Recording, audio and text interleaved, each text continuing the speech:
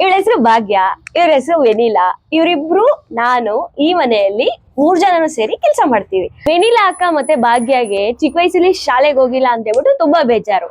But ಇವಾಗ ಹಂಗಲ್ಲ, ಇಲ್ಲಿ ಸಾಶಣ್ಣ ಪಾಠ ಮಾಡ್ತಾರೆ ಅವ್ರಿಗೆ. ಲಾಸ್ಟ್ ಫ್ರಮ್ 1.5 year ಇಂದ ನಾನು ನೋಡ್ತಾ ಇದ್ದೀನಿ. ಎವ್ರಿ ಸ್ಯಾಟರ್ಡೆ ಸಂಡೇ ಅವ್ರಿಗೆ ಕ್ಲಾಸ್ ತಗೊಂಡು ಅವ್ರಿಬ್ರಿಗೂ ಪಾಠ ಮಾಡಿ ಏನೇನ್ ಓದ್ಕೊಡ್ಬೇಕು ಅದೆಲ್ಲ ಓದ್ಕೊಡ್ತಾರೆ. ನಾನು ಅಬ್ಸರ್ವ್ ಮಾಡ್ತಾ ಇರ್ತೀನಿ. ವಾಟ್ ಆರ್ ಯು ಡೂಯಿಂಗ್ ಅಂದ್ರೆ ಓದ್ತಾ ಇದೀನಕ್ಕ ಅಂತಾರೆ, ಬರಿತಾ ಇದೀನಕ್ಕ ಅಂತಾರೆ. ಸೊ ತುಂಬಾ ಖುಷಿ ಆಗುತ್ತೆ ಇವರಿಬ್ರು ಓದ್ತಾ ಇರೋದನ್ನ ನೋಡಿದ್ರೆ. ನಾನ್ ಮನೆ ಕೆಲಸ ಮಾಡ್ತೀನಲ್ಲ, ಅವಾಗ ನಮ್ಮ ಅಣ್ಣ ಹೇಳ್ಕೊಟ್ರು, ಓದ್ತೀಯಾ ಅಂತ ಕೇಳಿದ್ರು. ಹ್ಞೂ ಅಂತ ನಾನು ಹೇಳ್ದೆ. ನನ್ ಮಗ್ಳಿಗೆ ಯೂಸ್ ಆಗ್ತದೆ ಅಂತ. ಒಂದೇ 2 7 ಇಷ್ಟ ಅದೆಲ್ಲ ಬರುತ್ತೆ. Wow, super. ಅದ್ ಬರ್ತದೆ. ಜನವರಿ, ಫೆಬ್ರವರಿ, ಮಾರ್ಚ್, ಏಪ್ರಿಲ್ ಅದೆಲ್ಲ ಕತ್ಕೊಟ್ರು ನಮ್ಗೆ. ಆಮೇಲೆ ನಮ್ಗೆ ಸೈನ್ ಹಾಕಕ್ಕೆ ಹೇಳ್ಕೊಟ್ರು. ಇವಾಗ ಸೈನ್ ಎಲ್ಲ ಮಾಡ್ತೀರಾ? ಸೈನ್ ಎಲ್ಲ ಮಾಡ್ತಾರೆ. ಆಮೇಲೆ ನನ್ಗೆ ಆಟೋನಲ್ಲಿ ಹೋಗ್ದು OTP ಎಲ್ಲ ಗೊತ್ತಾಗಿಲ್ಲ. ಆಮೇಲೆ ಅಡ್ರೆಸ್ ಎಲ್ಲೇಂದ್ರ ಹೋದ್ರೆ ಪರ್ಫೆಕ್ಟ್ ಆಗಿ ಹೋದಾಗ ಹೋಗೋಣ ಈ ಜಾಗ ಅಲ್ಲಿ ಅಡ್ರೆಸ್ ಹೇಳ್ಬಿಟ್ಟು ಹೋಗ್ತೀನಿ. ಅದ್ ನನ್ಗೆ ಖುಷಿ ಆಗ್ತದೆ. ನಿಂಗೆ ಓದಕ್ ಇಷ್ಟನಾ? ತುಂಬಾ ಇಷ್ಟ. ಚಿಕ್ಕ ವಯಸ್ಸಿಂದ ಆಸೆ ಇತ್ತಾ? ಆಸೆ ಇತ್ತು, ಬಟ್ ಸ್ಕೂಲ್ಗೆ ಹೋಗಿಲ್ಲ. ಇವಾಗ ನಿನ್ ಕೆಲ್ಸಕ್ಕೂ ಬರ್ಬೇಕು, ಮನೇಲಿ ಹೆಂಗ್ ಓದ್ಕೋತೀಯ? ಇಲ್ಲಿ ಸ್ಯಾಟರ್ಡೆ ಸಂಡೇ ಕಲಿತೀನಿ. ದಿನ ರೆಕಾರ್ಡಿಂಗ್ ಮಾಡಿರ್ತೀವಲ್ವ, ಮನೆಗೆ ಹೋಗಿ ಪ್ರಾಕ್ಟೀಸ್. ನೀವು ಓದೋದನ್ನ ರೆಕಾರ್ಡಿಂಗು ಮಾಡ್ತೀರಾ? ನಿಮ್ ಮನೇಲಿ ಖುಷಿ ಇದೆಯಾ ನೀನ್ ಓದ್ಕೋತಾ ಇರೋದು? ತುಂಬಾ ಖುಷಿ ಇದೆ, ಹೆಮ್ಮೆ ಪಡ್ತಾರೆ. ಮನೇಲಿ ಸಪೋರ್ಟು ಇದೆ? ನೀವು ಸಪೋರ್ಟ್ ಇದೆ, ಏನು ಡಿಸ್ಟರ್ಬ್ ಮಾಡಲ್ಲ. ಚೆನ್ನಾಗಿ ಕಲ್ತ್ರೆ ಇನ್ನು ಖುಷಿ ಅಲ್ವಾ ಅಂತ ಡಿಸ್ಟರ್ಬ್ ಮಾಡಲ್ಲ. ಲೆಕ್ಕನೂ ಬರುತ್ತೆ. ಅಣ್ಣ ಹೇಳ್ಕೊಟ್ಟಿದ್ರು. Hello Sasha.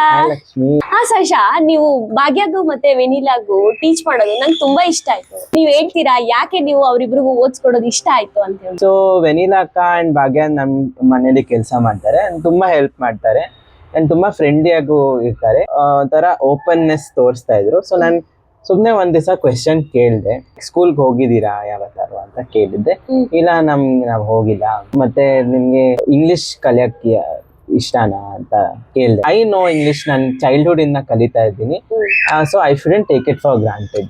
ರೈಟ್, ನನ್ಗೆ ಆಪರ್ಚುನಿಟಿ ಸಿಕ್ಕಿದೆ, ಬೇರೆಯವ್ರಿಗೆ ಯಾಕೆ ಸಿಗ್ಬಾರ್ದು? ಅವ್ರು ಯಾರೇ ಆಗ್ಲಿ. So I just asked, do you want to learn English? ಅವರಿಬ್ರು ಇಮಿಡಿಯೇಟ್ಲಿ ಎಸ್ ಅಂತ ಅಂದ್ರು. ಇಷ್ಟ ಪಡ್ತೀವಿ, ನಾವು ಕಲಿತೀವಿ ಅಂತ. ನಿಮ್ ಟೈಮ್ ನ ಹೇಗ್ ಕೊಡ್ತೀರಾ ಅವ್ರಿಗೆ? ಸೊ ನಾನ್ ಮಂಡೇ ಟು ಫ್ರೈಡೆ ನಾನು ಆಫೀಸ್ಗೆ ಹೋಗ್ತೀನಿ. ಅವರು ವಾರ ಪೂರ್ತಿ ಪ್ರಾಕ್ಟೀಸ್ ಮಾಡ್ತಾ ಇರ್ತಾರೆ. ಪ್ರೋಗ್ರೆಸ್ ಹೆಂಗ್ ಹೋಗ್ತಾ ಇದೆ, ನಾನ್ ಏನಾರು ಇಂಪ್ರೂವ್ ಮಾಡ್ಬೋದಾ, ನಾನ್ ಟೀಚಿಂಗ್ ಅಲ್ಲಿ ಏನಾರು ಹೊಸ ಬುಕ್ಸ್ ತಗೊಂಡ್ ಬರ್ಬೋದಾ, ವಿಡಿಯೋ ತೋರಿಸ್ಬೋದಾ ಅಂತ ನನ್ನ ತಲೆಯಲ್ಲೂ ಓಡ್ತಾ ಇರುತ್ತೆ. ಸೊ ನಾನು ಡೆಫಿನೆಟ್ಲಿ 2 hours ಡೆಡಿಕೇಟ್ ಮಾಡ್ತೀನಿ ವೀಕೆಂಡ್ ಅಲ್ಲಿ. ಮತ್ತೆ ನಾನು ಅಬ್ಸರ್ವ್ ಮಾಡಿರೋಂಗೆ ನೀವು ಅವರಿಗೋಸ್ಕರ ತುಂಬಾ ಬುಕ್ಸ್ ಗಳನ್ನ ತಂದಿರ್ತೀರಾ, ಬೋರ್ಡ್ ತಂದಿದ್ದೀರಾ. ನಾನು ಕಲಿತಾ ಇದ್ದೀನಿ, ಲೈಕ್ ವರ್ಕ್ ಶೀಟ್ ಎಲ್ಲ ಮಾಡುವಾಗ ಅವ್ರ ಮೈಂಡ್ ಸೆಟ್ ಹೆಂಗಿರತ್ತೆ ಅಂತ ನಾನು ಅಡಾಪ್ಟ್ ಮಾಡ್ಕೊಂಡು ಅವ್ರ ಲರ್ನಿಂಗ್ ಸ್ಟೈಲ್ಗೆ ನಾನು ಕ್ರಿಯೇಟ್ ಮಾಡ್ತೀನಿ. ನೀವ್ ಈ ತರ ಅವ್ರಿಬ್ರಿಗೂ ಹೇಳ್ಕೊಟ್ಟಿದ್ದು, ಅವ್ರಿಬ್ರಿಗಷ್ಟೇ ಇಲ್ಲ ನನ್ಗೂ ಕೂಡ ನನ್ಗೆ ಗೊತ್ತಿಲ್ಲದನ್ನ ನೀವು ನನ್ಗೆ ಹೇಳ್ಕೊಡ್ತೀರಾ. ಅದಕ್ಕೆ ನಮ್ಗೆಲ್ಲ ತುಂಬಾ ಖುಷಿ ಆಗುತ್ತೆ. ನಿಮ್ ಮೈಂಡ್ ಸೆಟ್ ಆಗಿದೆ, ನಿಮ್ದು ಲರ್ನಿಂಗ್ ಮೈಂಡ್ ಸೆಟ್ ಇದೆ, ನಂದು ಲರ್ನಿಂಗ್ ಮೈಂಡ್ ಸೆಟ್ ಇದೆ. ಸೊ ಅದು ಮ್ಯಾಚ್ ಆಗಿದೆ. ಎಲ್ಲಾರು ಎಸ್ ಅನ್ನಲ್ಲ. ನನ್ಗೆ ಎಷ್ಟು ಇಂಪಾರ್ಟೆಂಟ್ ಅವ್ರಿಗೂ ಅಷ್ಟೇ ಇಂಪಾರ್ಟೆಂಟ್ ಇದೆ, ನಿಮ್ಗೂ ಅಷ್ಟೇ ಇಂಪಾರ್ಟೆಂಟ್ ಇರೋದ್ರಿಂದ ಮ್ಯಾಚ್ ಆಗೋ ಮೈಂಡ್ ಸೆಟ್ ಇಂದ ಎಲ್ಲರೂ ಖುಷಿಯಾಗಿ ಕಲಿತಾ ಇದ್ದೀವಿ. ಹೀಗೆ ನಾನು ಕೂಡ 2010 ಅಲ್ಲಿ ನನ್ನ ಸಮ್ ರೀಸನ್ಸ್ ಇಂದ 2010 ಅಲ್ಲಿ ನನ್ನ ಎಜುಕೇಶನ್ ಸ್ಟಾಪ್ ಆಯ್ತು. 10th ಸ್ಟ್ಯಾಂಡರ್ಡ್ ಅಲ್ಲೇ ನಾನು ಸ್ಟಾಪ್ ಮಾಡಿದೆ. ಬಟ್ ನನಗೆ ಆಫ್ಟರ್ 2021 ಅಲ್ಲಿ ನನಗೆ ಓದ್ಬೇಕು ಅಂತ ಆಸೆ ಆಗಿ ನಾನು 2021 ಅಲ್ಲಿ ನಾನು 10th ಸ್ಟ್ಯಾಂಡರ್ಡ್ ನ ಎಕ್ಸಾಮ್ ಪಾಸ್ ಮಾಡಿದ್ದೀನಿ. ಲೈಕ್ 53% ಅಲ್ಲಿ ಪಾಸ್ ಮಾಡಿದ್ದೀನಿ. ಹೇಗೆ ಅಂದ್ರೆ ನಾನು ಕೂಡ ಕೆಲಸ ಮಾಡ್ಕೊಂಡು ಎಲ್ಲ ಮನೆಯಲ್ಲಿ ಆಂಟೀಸ್ ಇರ್ತಾರಲ್ಲ, ಅವರು ಕೂಡ ನನಗೆ ಹಿಂದಿ, ಸೈನ್ಸು ಅದೆಲ್ಲ ಹೇಳ್ಕೊಡ್ತಾ ಇದ್ರು. ಜೊತೆಗೆ ನನ್ನ ಅಕ್ಕನ ಮಗಳು ಕೂಡ ಅಶ್ವಿನಿ ಅಂತ ಇದ್ದಾಳೆ, ಅವಳು ನನಗೆ ಟೀಚ್ ಮಾಡ್ತಾ ಇದ್ಲು. ಬಿಕಾಸ್ ಅವಳು ಕೂಡ 10th ಸ್ಟ್ಯಾಂಡರ್ಡ್ ಓದ್ತಾ ಇದ್ಲು ಅವಾಗ.